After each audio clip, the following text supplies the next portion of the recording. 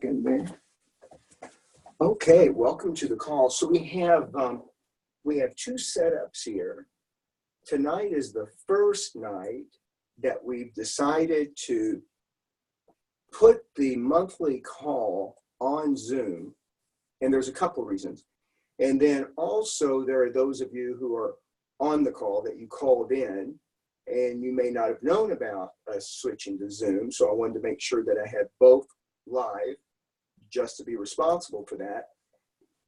And I will do that for the next couple months until I'm able to feel confident that I've reached everybody who appreciates being on the call either every month or at least when you're able. So those of you who may be watching the recording and you may not know who I am, I'm Thomas Kuster. I'm the founder and the director of the Quantum Evolution, previously known excuse me, as the Stages of Love. So we're now the Quantum Evolution as the umbrella, if you will, for the company. And inside of that, we have the heart shift, the quantum shift, and we have the stages of love. And so I just want to welcome everybody to the call.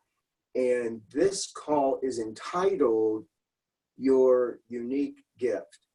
So a couple years ago, maybe 3, I did some work with Arjuna Ardagh. And this is one of the practices that he had given us and had us develop to use with our clients. I've incorporated it into my course, The Quantum Shift.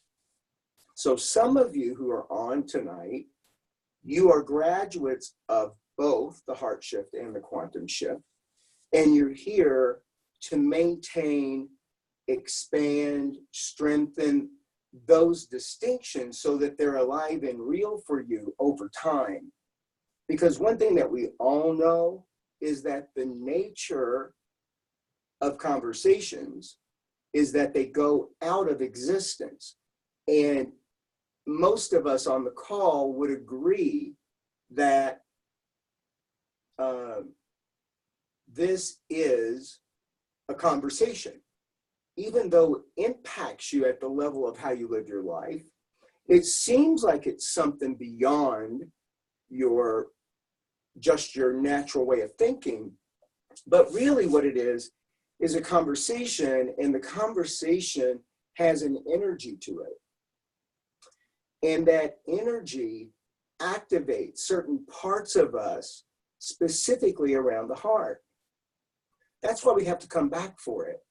See, I know there are many of you who are thinking, like maybe you've done a lot of work. And I want to acknowledge you for all the work you've ever done, transformational work, self-development work. I acknowledge you for all of that. And some of you feel that it shouldn't be that way. Some of you feel that you should have accomplished something. And by accomplish something, I don't mean that you didn't accomplish anything. I mean this expected result, like I won't need anything anymore. And some of you even think that the leaders, the teachers, don't need anything anymore.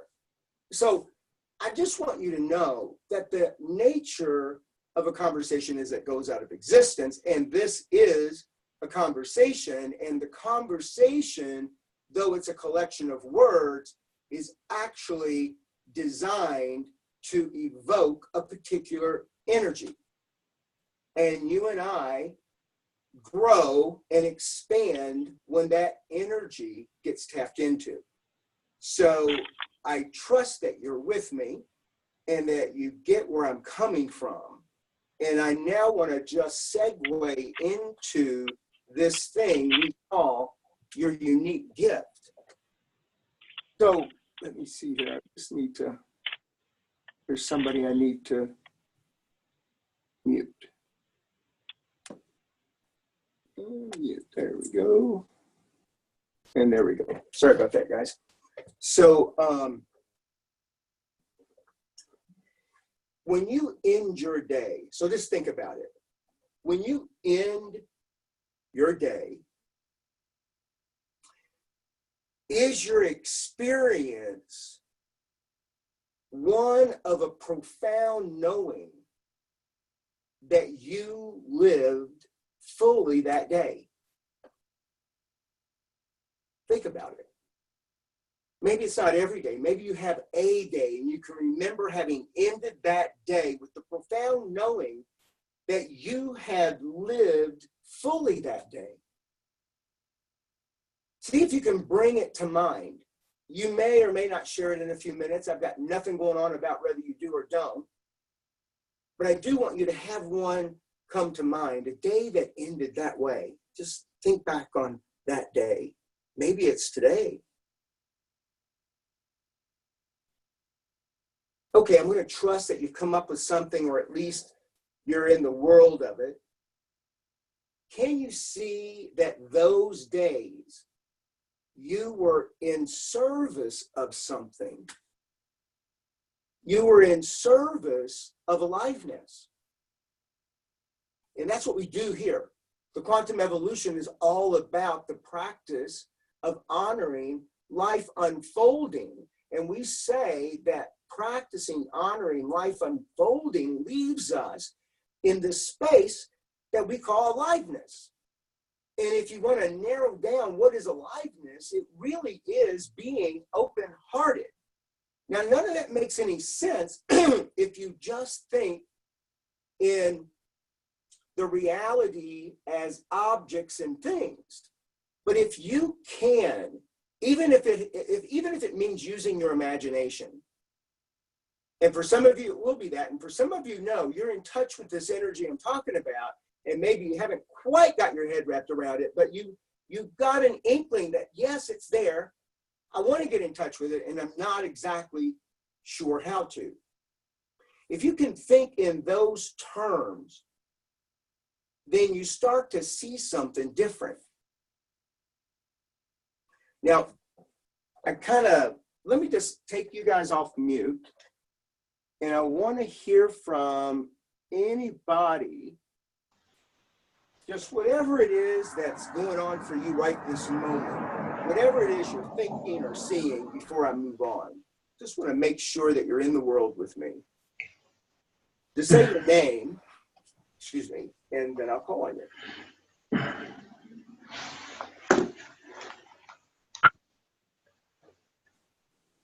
Okay, well, Charlie? Yeah, Charlie, go ahead. So for everyone that's listening, I've been participating in this work here for a while. And I think I have a pretty good understanding of it. But I don't think I've fully accepted that the premise of being a human being is to practice aliveness. Mm-hmm. I do practice it. Yes. And I love the feeling that I experience when I do practice it. Yes. So I'm gonna stop you right there, Charlie. Can I? Yes. Because you've opened up a particular world here. So it isn't, and this is for everybody because I can get why it may have landed this way at some point for you, but it isn't practicing aliveness. It is that whatever it is you're doing or whoever it is you're doing or being that in service of aliveness. Now stay with me. So what is then the practice? Well, the practice is being open-hearted. And now we want to look at what gets in the way of being open-hearted. You following me? Yes. So I say what's in the way of being open-hearted is that we are holding on to something very tightly. And whenever we're holding on to something, there's a kind of shift that instead of energy moving freely through me, the energy is now getting blocked because of this thing that I'm holding so tight. Now, I say thing, but I hope everybody can kind of hear it energetically. There's something we're holding on to. Are you with me, Charlie? Yes. Okay.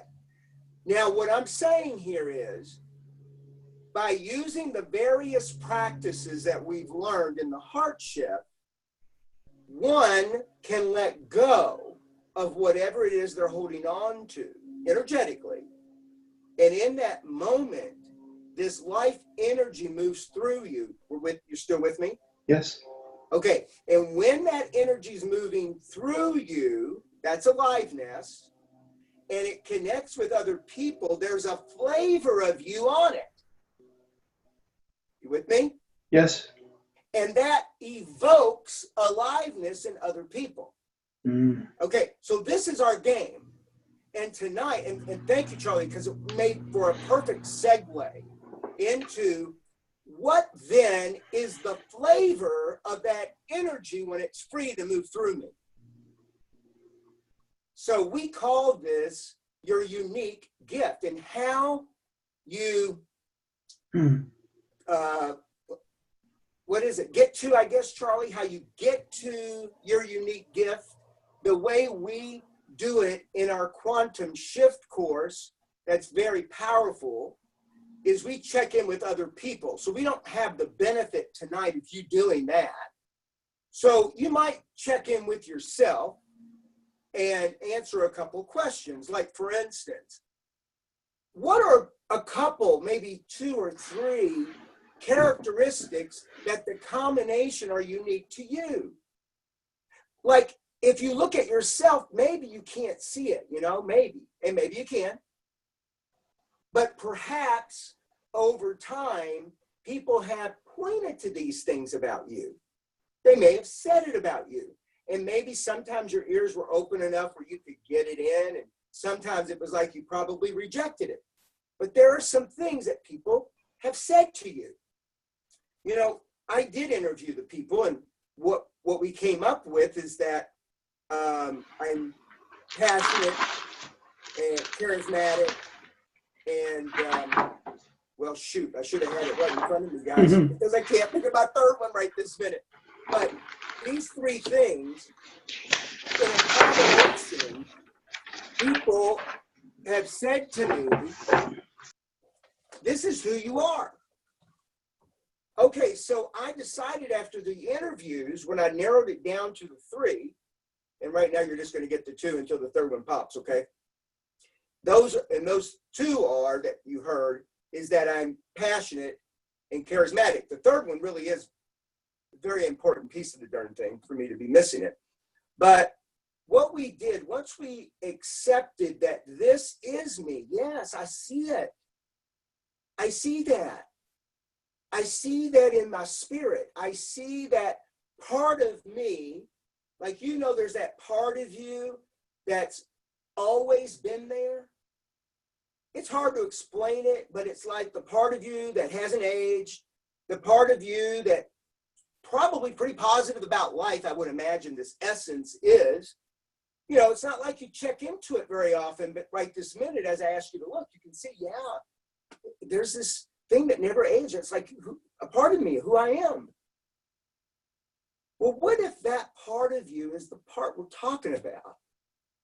And what if these practices and this work we're doing is about that part showing up in the world and getting on other people?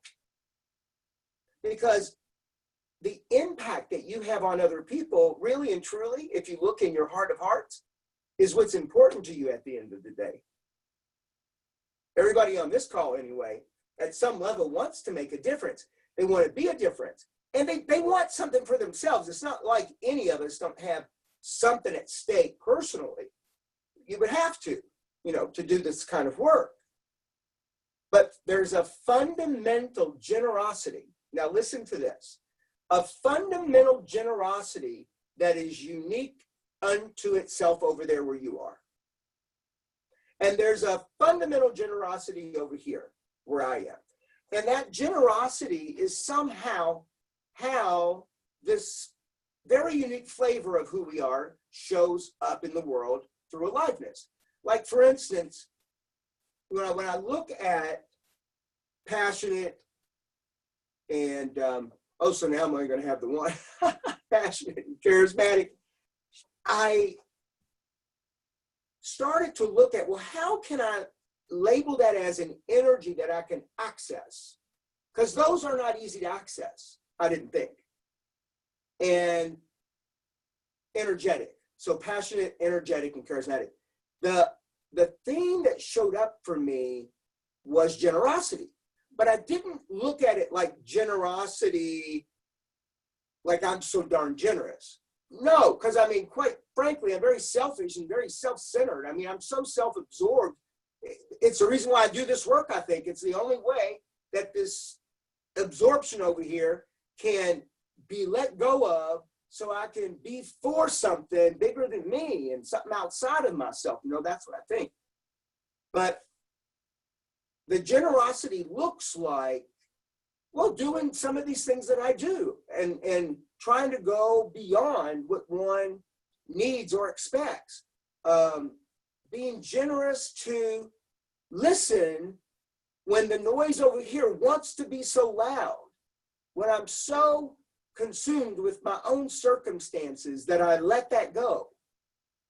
That kind of generosity. I assert that you have some version of generosity that gets expressed uniquely over where you are. And I wonder, as we're speaking, if anybody has come up with something like that, and that you might want to share yours just to get it created. You say your first name.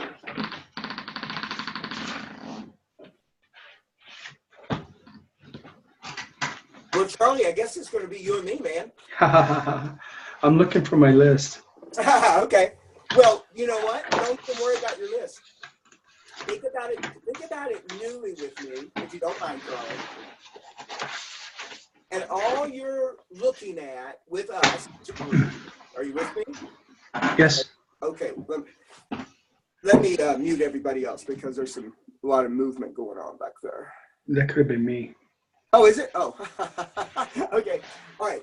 So hang tight because you don't really have to look up anything and you don't have to remember anything. Here's what I want you to look at. Wow, that was loud. Okay. So look, Charlie, at your own personal version of generosity. Like, you're a very generous human being. And I mean, sometimes you're not. I know that. I'm not trying to make you out to be, something grand or anything like that, though I think you are grand.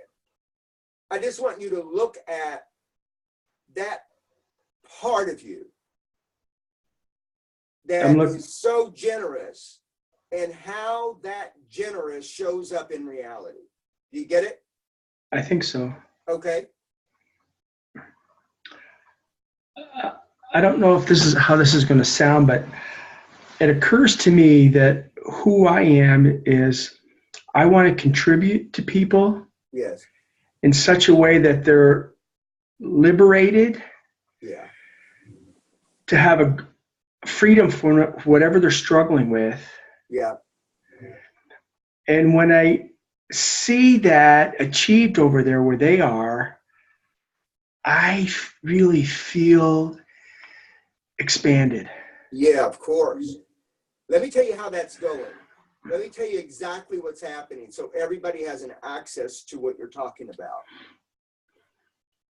The contribution that you are, that they have those things, the moment you contribute, that comes back to you tenfold, so you're able to get it for yourself. Because it's the thing you want most. So the very thing, everybody, the very thing you want most is the thing that you want for other people. And totally. what you have to let go of is that you can't have that, or you can't be that. See, because what you said, Charlie, is that an expectation then? Well, I don't know. Don't take it down that path, because what I want you to get is that what you said was, I want to be a contribution XYZ. Yes. What I now want you to say is, the flavor of my generosity is I am a contribution to people's X, Y, and Z. You hear that? Yes. And do you hear more responsibility when you say it that way? Yeah. How I hear it is the first one was like an in order to. Yeah. And yeah. So now in our listening, what I'd like for you to do is to say it newly and say it from who my flavor of generosity is that I contribute to people. Yes. And then say what it is you contribute. Okay, so do that out loud, please. Who I am is a contribution to others such that they get what they want in their lives. Yeah. And there was some other thing you said about them getting what they want in their lives. And there was something else that I thought was pretty impactful. I can't remember now exactly what it was. Well, maybe freedom from struggling, or whatever they're confronted with. Right. Very, very good. And that is what you do. So your flavor of generosity, now listen to me closely. So it's not about arrogance. Your flavor of generosity is, Charlie, that you do the work no matter what you're confronted with. You practice letting go in the face of everything. And I've seen you do it. You practice at levels that most people don't. You study things that most people don't. You put yourself in at levels that most people don't. And this is not about a comparison, though it sounds that way. I promise you it's not. It's just saying that's who you are. I'm in agreement with that. Yes, thank you. Yes. Yeah, is that empowering for you? Yes. Very good. Yeah. And do you notice yourself having a hard time wearing it? Like maybe it's just a little too big. Yes, I can see that. Good, because I want you to grow into it. I don't Okay. want you to be already used to it, right? Yeah. So very good, Charlie, thank you, because I feel that your interaction with me really put in what is the unique gift. And, I see that there are people here who for whatever reason, don't want to speak up or share. And I don't want to make anybody wrong for that. I'm so happy you're here. And any way that you're here, I love it. Okay, so you're perfect. What I want to say is that please be thinking from this conversation when we complete and start to look at how you show up. And when you're not showing up that way as your most generous self, look at what's in the way that you might let go of. And the key word here is might let go of, because you might not. And if you don't, there's nothing wrong with you. There's just a consequence for not, but there's nothing wrong with you. And eventually you'll let go of whatever it is you need to let go of. But the way I like to look, and I'm asking you to look, is what would be the simplest, the easiest thing to let go of right now, even though I don't have to. And then you might see something that's small enough and simple enough that you let go. And then it opens up a window to another point of view. The more points of view you have, the more power you have in whatever that you're dealing with. So, I've loved having this brief conversation with you, everybody. Charlie, thank you for interacting at the level that we could really get it in deep. Do you feel yourself as a contribution for having gotten that in? Yes, and it's occurring to me a different way now too. Yeah, very good. And I can hear your voice change. Hold on, sorry. I think I got somebody online here talking. Okay. So if there is somebody on the call that wants to talk, I had this volume very low, so you can say something now if you like. Just say your first name. Okay, it's not a problem. All right, then with that, I am going to complete the call. Now, the people who are on here, if there's anybody who wants to say something additionally, just to complete the call, I would love to hear your voice. Hear your voice. Hear your voice. Hear your voice. Hear your voice. I'm not sure how to do this. I have it on my phone. Okay.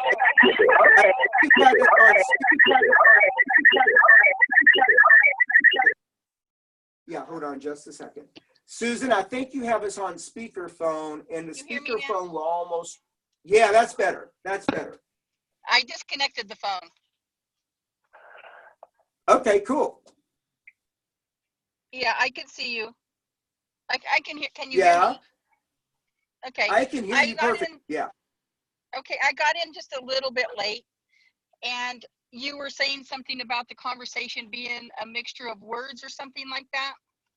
Yeah, what I said was the conversation is a bunch of words, but the words are put together in such a way that they become like an energy that evokes aliveness in others.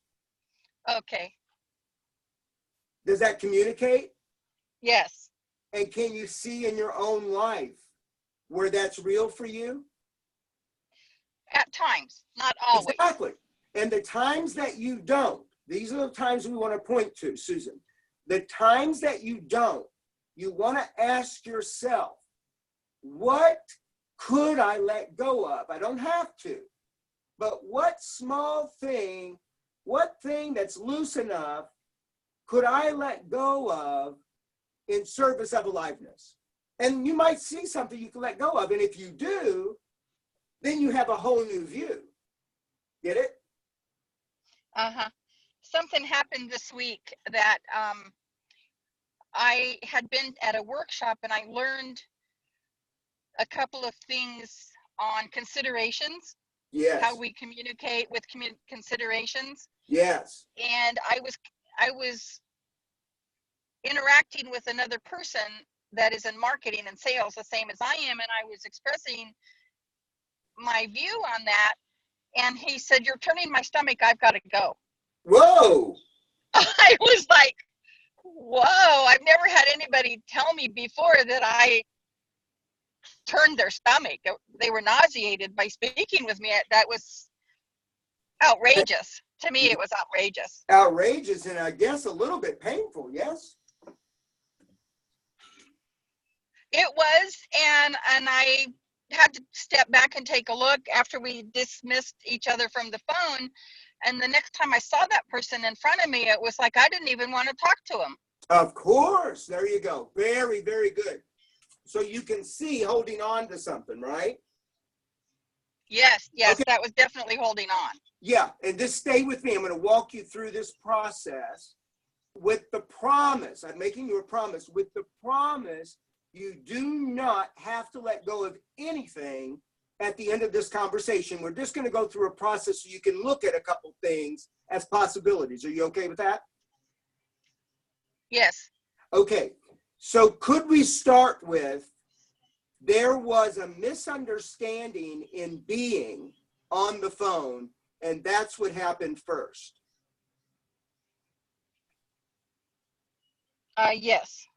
Okay, would you say, authentically now, would you say that it was in who you were being, or was it in who he was being?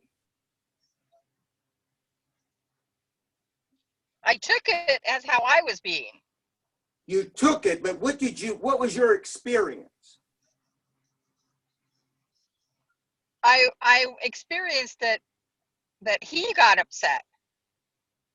Yes. And his upset was a reaction by my communication. Was some way of being that you were. Say that? Was some way of being that you were. He was upset by some way of being that you were. Okay. I'm asking. Possibly in the way that I was attempting to inform him of the considerations, and he may not have been willing to hear that. Very good. So perhaps he heard you, stay with me, perhaps he heard you as a superior, and he had a reaction to a superior. Possibly. Yeah, if you are, see, I don't know the situation of the relationship, but I'm going to make a guess. And I'm going to guess that you are a senior graduate compared to this person who's a junior graduate, and maybe you're a coach in some capacity, and so he listens to you at a higher level than what you see yourself. Actually, he's not a graduate. Oh, okay. But I am a senior marketing expert in the field that I'm in. Yeah. Considered. And he is a newbie, but yet he has a lot of marketing experience in other venues. Got it. So he's new though to that circle. He's new to Yes. that group. Yes. So therefore, already he feels probably, now I'm making this up, but already he feels inferior just because he doesn't yet belong. Yes. Okay, very good. So he listened to you differently than you saw yourself when you were presenting whatever it was to him. That's what Yes. I heard. Yeah. Yes. So that's the source of the breakdown. So you could let go of anything being wrong with you or anything being wrong with him, right? You can Yes. let go of that it's anything less than normal human interaction that just needs a little cleaning up now that you see it differently. Yes. Good. So you're empowered by that. Yes. Thank you, Susan. Thanks for going through that with me. I appreciate it. Mm-hmm. Anything you You're want to say to be complete? Just thank you. Yeah, of course. Thank you. And then Char- Charlie. Yeah, Charlie, go ahead. So what I'm going to say is intended to be a contribution, and it's what I just heard. Yeah. I'm just saying maybe this is a possibility, but someone that has a lot of experience, their communication could be really strong. Yeah. And that person maybe couldn't have heard it. And that, Exactly. yeah. Very, very good. Yeah, I think we're in that world, and I think that's an added contribution. So thanks, Charlie. So is there anybody else that has anything they'd like to say just to be complete on the call? Then in that case, I'm going to complete the call for tonight. The third Sunday of October, we'll be together again. Please share this conversation with your friends and your family. It is free. It's an opportunity just to wake up a little bit together, okay? So thank you very much, guys. And here's to a great night in service to aliveness. Good night. Thomas, Thank you. Yes, sir. can I share something with you? I saw it. Yeah, I saw it. Yeah, go ahead. So I'm kind of playing with my meditations a little bit. Yes. And so I'll focus on breathing. Yeah. Okay. And it just occurred to me when I breathe love into my heart space, Yes. it's going to see no two things can be in the same space at the same time. Exactamente. And when I pull love into my heart space, it displaces whatever was there. Exactly. And that is definitely one powerful angle. The other angle is whatever I'm holding on to, if I'm able to let go of it, energy will move through and that will be open-hearted. So there's two now. Got it. We have two different angles now to come from. And you can come from the angle that has the least bit of resistance for you. Thanks, Charlie. Okay. Good night, everybody. Good night.